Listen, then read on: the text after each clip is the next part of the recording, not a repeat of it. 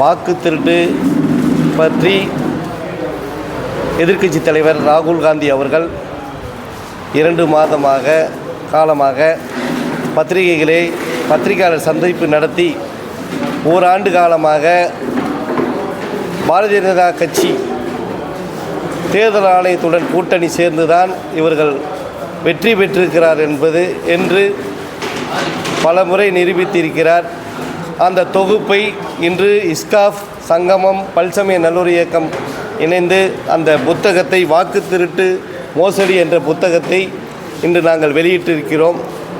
நாட்டில் 2019 அவர் 2வது முறையாக ஆட்சி பொறுப்பேற்றவுடன் அவர் சொன்னது, எதிர்க்கட்சி வரிசையில் காங்கிரஸ்கார உறுப்பினர்கள் இருக்க மாட்டார்கள், பார்வையாளர்களாகத்தான் இருப்பார்கள் என்று அவர் சூசகமாக கூறினார். அதை நாம் புரிந்து கொள்ளாமல் அன்றே அவர் தேர்தல் ஆணையத்துடன் கூட்டணி சேர்ந்துதான் இதுவரை அவர்கள் வெற்றி பெற்றிருக்கிறார்கள். இது மிகப்பெரிய மோசடி.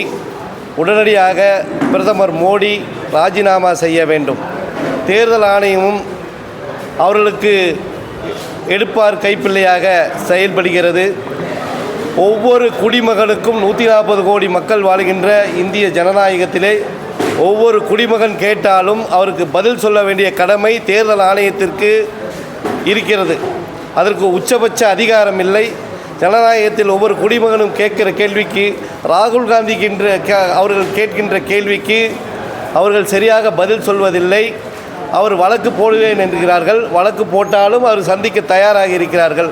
இது பொய்யாக இவர்கள் இணைந்து மோசடி செய்து பாரதிய ஜனதா கட்சி பார்லிமெண்ட் தேர்தலிலும் அவர்கள் ஆளும் மாநிலங்களிலும் மோசடி செய்துதான் வெற்றி பெற்றிருக்கிறார்கள்.